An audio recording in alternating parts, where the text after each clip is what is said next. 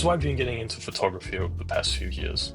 I started with a 2012 Nikon D3200 and recently upgraded to a Sony Alpha 7 III. That was a pretty big upgrade. I mostly take pictures of my dogs using telephoto lenses because they're often running around far out of reach of other types of lenses, and definitely my old iPhone 14. So with Apple's introduction of the iPhone 17 Pro and their focus on the quote-unquote Pro camera system, I decided to give them £1,100 so that I could have a telephoto lens in my pocket when I didn't have my Nikon or Sony with me. Like most people, and probably you if you're watching this, I watched a fair few iPhone 17 Pro camera reviews, and whilst none of them were bad, I noticed that neither the generalist tech reviewers or the professional photographer reviewers really explained to their audiences how a camera works. The tech generalists probably assumed that the more casual audience don't care about the finer details of the cameras, whilst the professionals assume that their audience already know the finer details and therefore didn't go into it. But I think a lot of people who are drawn in by Apple's pro marketing are interested in the finer details but haven't used a traditional camera before.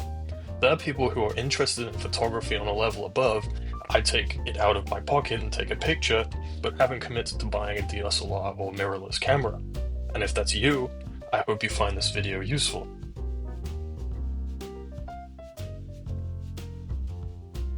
It will be split into the following sections: the key characteristics of cameras and what they do, what is exposure, what is equivalency and why does it matter, how to calculate equivalent settings, iPhone and Sony at equivalent settings, iPhone, Sony, and Nikon image test not at equivalent settings, and the point-and-shoot comparison.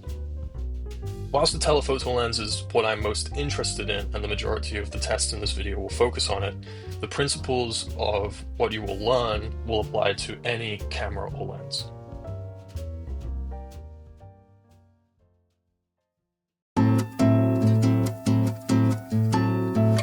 First step to understanding how the iPhone 17 Pro compares to a quote-unquote traditional camera is understanding how cameras work.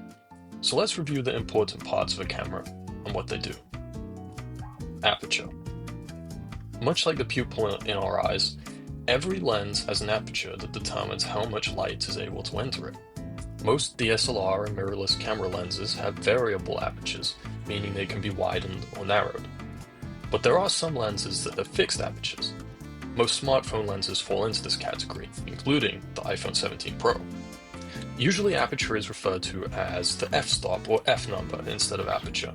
It is written as the letter f followed by a number, so an f-stop of 1.8 would be written as f/1.8. This is because the number is calculated by dividing the focal length by the diameter of the aperture. The higher the f number, the narrower the aperture, as the focal length will be divided by a smaller number. The lower the f number, the larger the aperture. Wider f-stops, lower f numbers, are associated with shallow depths of field and bokeh, two slightly different things, but they aren't the only factors that cause it. More on this when we explore equivalency. Depth of field is what causes background and foreground blur. Shallow depth of field equals more blur, large depth of field equals less blur. Shutter speed. Shutter speed is easy to grasp. It is simply how long the sensor is exposed to light for. It is written as a fraction of time. For example, my favorite shutter speed for freezing my dog's motion is 1 divided by 1000. This means the sensor is exposed to light for 1/1000th of a second, or in other words, 1 second divided by 1000. The higher the shutter speed, the shorter the time period that the sensor is exposed to light. Shorter shutter speeds are good at freezing motion. ISO. ISO can be quite confusing. A holdover from the days of film, ISO used to refer to how sensitive a specific film is to light. More sensitive film would have a higher ISO, and less sensitive film a lower ISO number. Because modern cameras don't use film, ISO is often said to increase or decrease a sensor's sensitivity to light. It doesn't actually do that, it just changes the image's brightness. High ISO values often accompany low signal-to-noise ratios, which leads some people to conflate the two. However, it is the lack of light or low signal-to-noise ratio that produces noise, not the high ISO value. Increasing the ISO is like turning up the volume of a radio when the signal is weak. It amplifies both the music and the static, but causes neither. Focal length. Focal length, without going into too much detail, determines magnification, field of view, and, along with the aperture, depth of field. Okay, that bit about depth of field might be a bit simplistic, but that's all you need to understand for this video. It's usually denoted by an integer followed by mm, or millimeters. So for example, 100 millimeters. So you might be wondering, where do the numbers for focal lengths come from? I honestly don't have the best understanding of this myself, so I'll leave you with this oversimplification. It denotes the distance between where the light focuses in the lens and the sensor. Please see Canon's article in the description for a bit more information about this if you're interested. Sensor size. Different cameras have different sensors. The sensor being the part of the camera that is sensitive to light and receives the signal. Full-frame cameras are the standard in the photography world.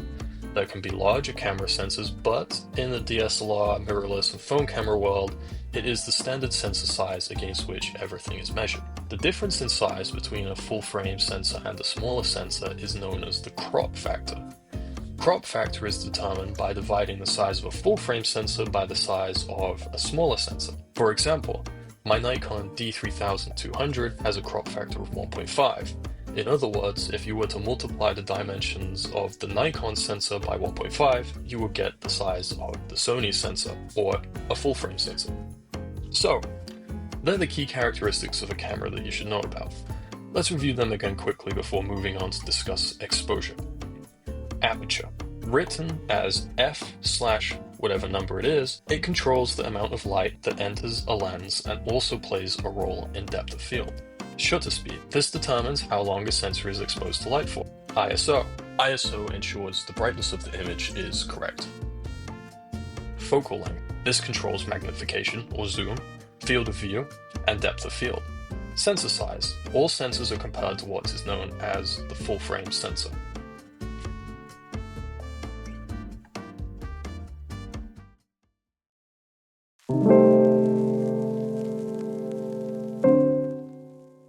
Exposure is a term that is used in photography a lot, and it is often used to describe slightly different things.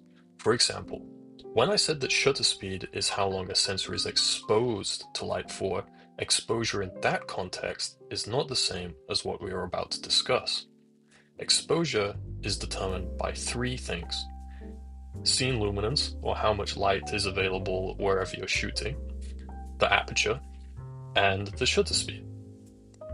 Exposure as determined by those three variables is the light per unit area, and is the same for any camera, regardless of the sensor size, where those three variables remain constant. So why do people say that full-frame cameras are better than smaller sensors if they are subject to the same amount of light per unit area?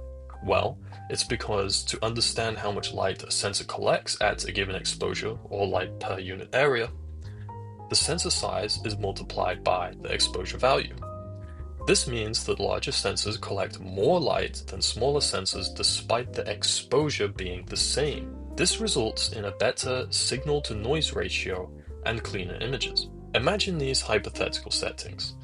There are two cameras. Both have an aperture of f4 and shutter speeds of 1/500. The scene illuminance is the same because the pictures are taken at the same time. Let's say that the exposure value is 4, and the surface area of the first camera is 20 millimeters squared, and the second is 10 millimeters squared. If the surface areas are multiplied by the exposure value, we get 80 for the first camera and 40 for the second camera. You can see that they both collect different amounts of light, despite their exposure value being the same. As the larger sensor collects more light or signal, it will have a larger signal-to-noise ratio, which is associated with better quality images because it is collecting more information.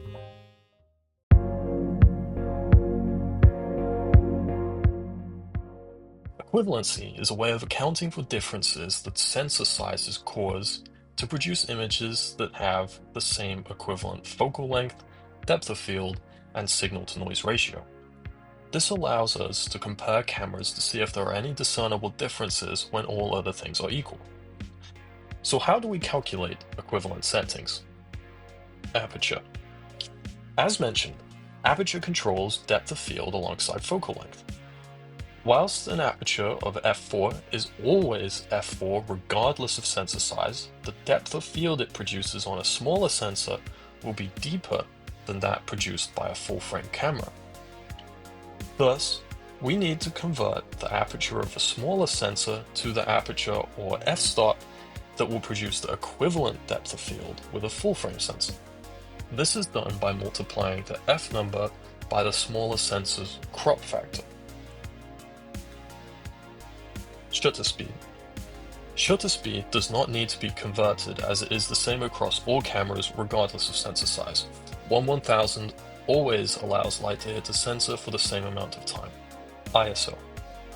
By increasing the aperture of the full-frame camera, the exposure, or light per unit area, will be reduced, as it is a function of scene illuminance, aperture, and shutter speed.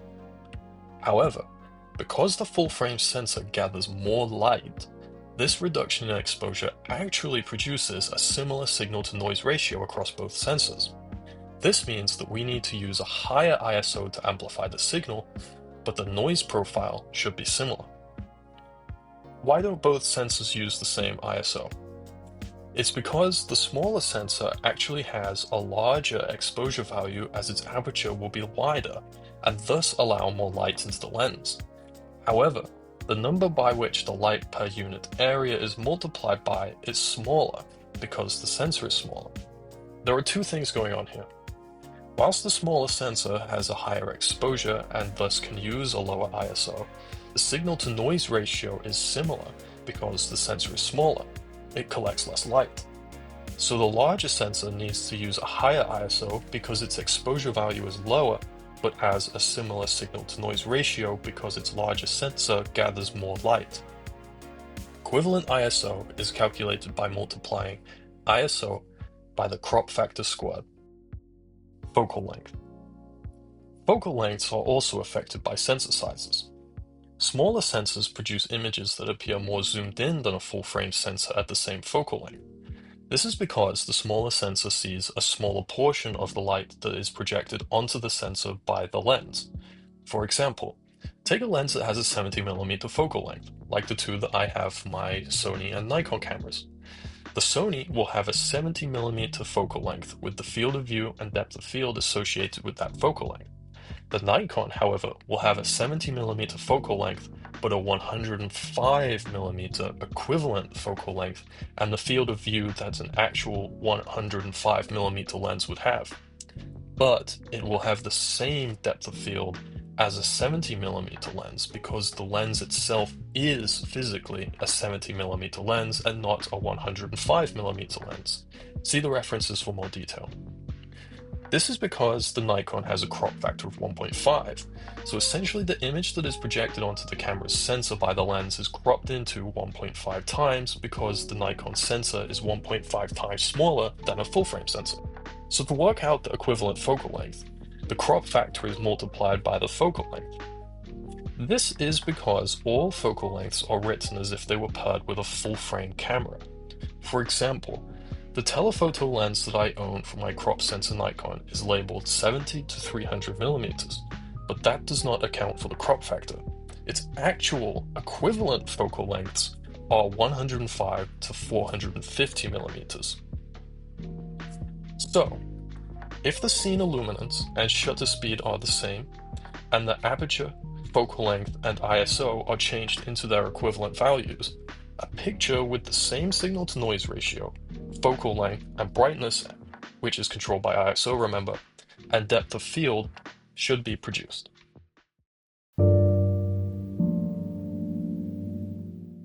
So, putting together what we just learned about equivalency into action, here are some hypothetical equivalent settings for the iPhone 17 Pro. If you use the calculations that we discussed in the equivalency section with the values of the iPhone in the table, you should get the same values that are shown for the full-frame sensor. For anyone who is wondering, I could not find the crop factor or actual focal length of the iPhone 17 Pro's telephoto lens in Apple's documentation, but the EXIF data showed the focal length as 16.9 millimeters, if we round it up. Dividing the equivalent focal length by the actual focal length should give us the crop factor. For example, the equivalent focal length of my Nikon at 70 millimeters is 105. If we divide 105 by 70, we get 1.5, which is its crop factor. If put into the formula from the last section, crop factor multiplied by actual focal length, we then get 105 millimeters because it's just the opposite of the calculation we just did. So that's what I did to calculate the iPhone's crop factor. So for the first test, I took 3 different equivalent pictures as near as I could get at 100 millimeters. For whatever reason, using an app like Halide in manual mode limits the output of the iPhone's sensor to 12 megapixels. This meant I couldn't choose settings and match them one for one. So to get around this, I took each picture with the iPhone first using the stock camera app, shooting in 48 megapixel ProRAW. Then I noted the settings that the iPhone had chosen to use and converted those into equivalent settings as best I could for the full-frame Sony. I also used the manual mode in Halide to take the same picture on the iPhone as a 12 megapixel RAW file. The reason I shot RAW and ProRAW using the iPhone is that ProRAW files apply some of Apple's processing, whereas the RAW is RAW. It's the same story across all 3 shots. All 3 look very similar, which because the shots are roughly equivalent should be expected, right? The differences that immediately stand out are those that are caused by resolution and the processing that is applied when shooting in ProRAW. The 48 megapixel ProRAW files are visibly less noisy than the 12 megapixel RAW and 24 megapixel RAW Sony shots, which makes sense because denoising is part of the ProRAW processing. However, I do think that this caused finer details in the image to appear smudged compared to the Sony or even the 12 megapixel RAW taken on the iPhone. The 12 megapixel RAW shots look quite crisp when they are cropped to avoid obvious pixelation. However, I think the Sony still beats both because of its higher resolution over the 12 megapixel RAW files and the lack of softness that seems to be introduced by the ProRAW files. To speculate, I think the smudging is caused by whatever denoising is being applied to the ProRAW file, and also because each pixel is capturing less information in the 48 megapixel mode. Think back to what we discussed about exposure being light per unit area, and how full-frame cameras can capture more light because the amount of light they capture is exposure multiplied by sensor size. Imagine the same but on a per pixel level. The 48 megapixel mode has smaller pixels than the 24 megapixel or 12 megapixel modes, which combine pixels together to form one big pixel. So each pixel will capture less light and have a lower signal to noise ratio despite the sensor overall capturing the same amount of light because it's the same size. The light captured is just divided over more pixels, so each pixel gets less light information. I really don't think shooting 48 megapixels has produced much benefit. Unfortunately, I couldn't take any equivalent pictures using a 24 megapixel mode because ProRAW is only available in 12 megapixel or 48 megapixel, and RAW is only available in the 12 megapixel mode using a third-party app. Having now done these tests, I suspect this 12 megapixel limitation might be related to noise. It's the resolution that should arguably have the highest signal-to-noise ratio per pixel.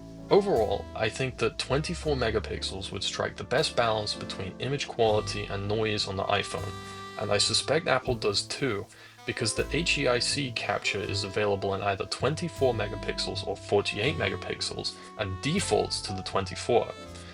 Why it's not available when shooting ProRAW is a mystery to me. So what was the point of this? Well, it was to see whether the iPhone 17 Pro's comparatively tiny sensor would be different to the Sony Alpha 7 III's full-frame sensor at approximately equivalent settings. I don't think there is a huge difference.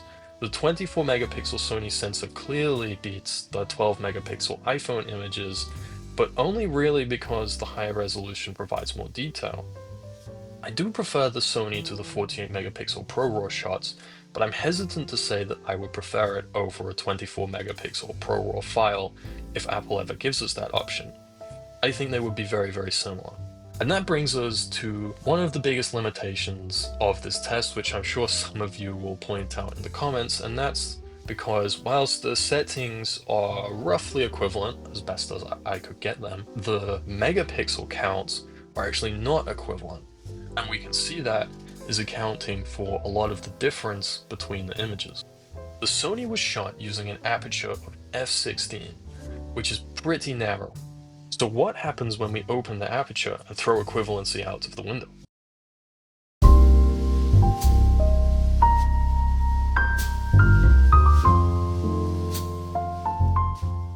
For the next 200mm tests, I didn't use equivalent settings. I shot both the Nikon and the Sony with the widest apertures I could at 100mm with the telephoto lenses that I have, and tried to expose the scene myself. Essentially, in most of these shots, the iPhone will have a greater exposure value because its aperture is still much wider. Remember, the exposure value is scene luminance, aperture, and shutter speed. But because both the Sony's and Nikon sensors are larger, they're still going to gather more light than the iPhone and have a better signal-to-noise ratio because of it. These were the first comparison shots that I actually took for this video, and I included my Nikon too. However, I forgot to take the Nikon shot until about 20 minutes later. I know, 8 AM was clearly the beginning of amateur hour that day. The Sony and iPhone shots were taken around 8 AM, and the Nikon shot was taken at about 20 past 8. So keep that in mind when you're looking at them. All three were taken using a tripod, and the Sony and Nikon images were captured as RAW files. The iPhone shots are all 48 megapixel Pro RAW. Immediately the iPhone stands out. The processing that accompanies the Pro RAW format on the iPhone 17 Pro produced a much nicer sky than the Sony or Nikon RAW files. However, that is really the only benefit to the iPhone, and one, as you will see, that can be removed by taming the highlights in the Nikon and Sony RAW files. Zooming in, you can see that the power pole or telephone pole, I'm not exactly sure what it is far more detailed in the Sony image. The iPhone lost a lot of detail here, despite the file being twice the resolution of both the Sony and the Nikon, which were shot at 24 megapixels. Again, moving over to the little house, the Sony preserved far more detail in the roof, being able to see the skylight, chimney, and TV antenna.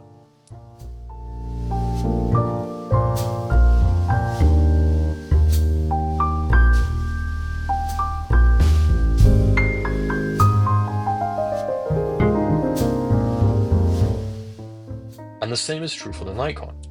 Whilst it is definitely less detailed than the Sony, it still beats the iPhone 17 Pro.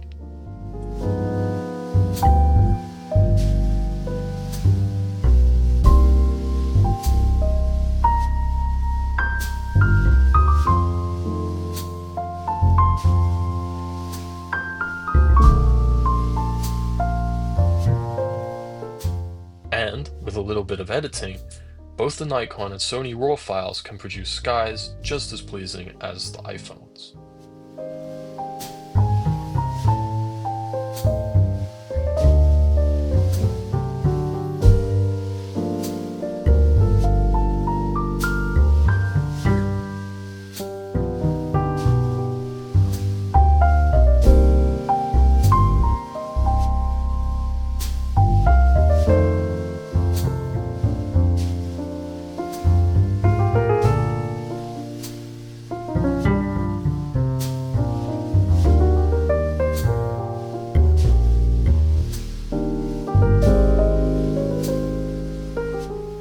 Moving on to the next 100mm test, these were all taken at around 5 past 12 and the tripod was again used.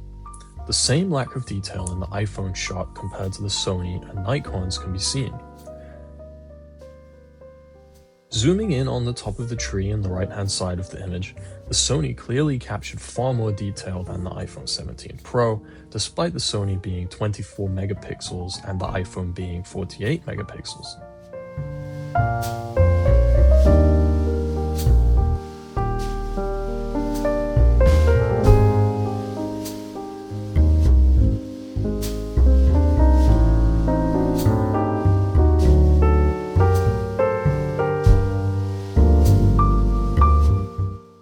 The same is true when comparing the same spot in the Nikon's image to the iPhone's.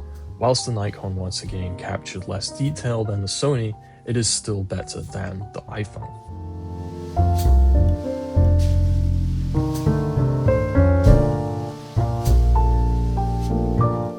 The advantage the iPhone had in the sky is also washed away with a little bit of editing like in the previous 100mm test. Clearly, the better signal-to-noise ratio that the Sony and Nikon boast benefited them in these tests. So what does that tell us? At equivalent settings, the iPhone might produce images that are essentially the same as the Sony's or Nikon's images. But when the ability of the larger sensors to capture more light is utilized, they clearly beat the iPhone.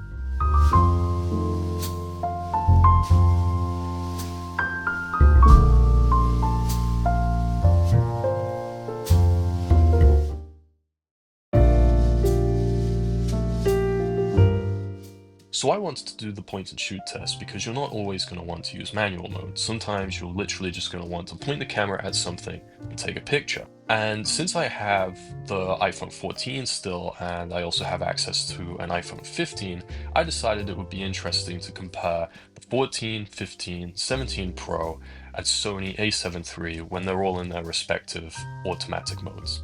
I think it's clear that the Sony really benefits in all of the images from the shallower depth of field that it can produce, and also its larger image sensor, which helps it collect more information.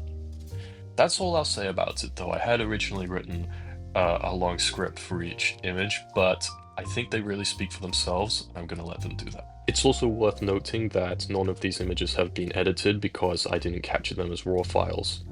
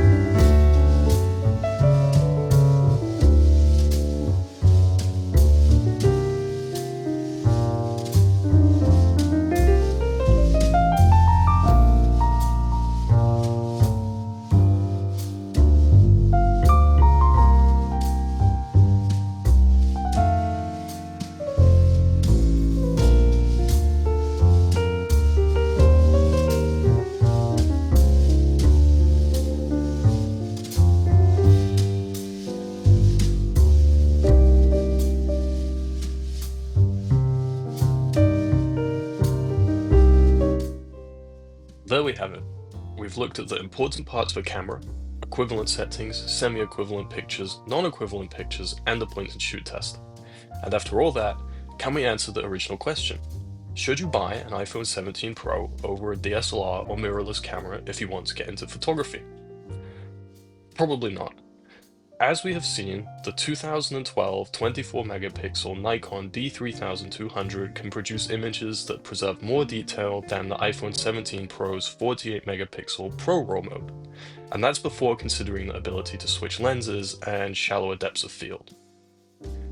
However, if you want the best iPhone camera and a telephoto lens in your pocket, the iPhone 17 Pro is pretty good. So if you made it this far, I just want to say thank you. This took a lot of work and I almost gave up multiple times, so I almost didn't make it to the end of this video. If you did find it useful, which I hope you did, please leave a comment and let me know what worked well in this video and what maybe didn't work as well, and if there's anything that you would have liked me to cover in more detail. And let me know if I got anything wrong. Thanks, guys.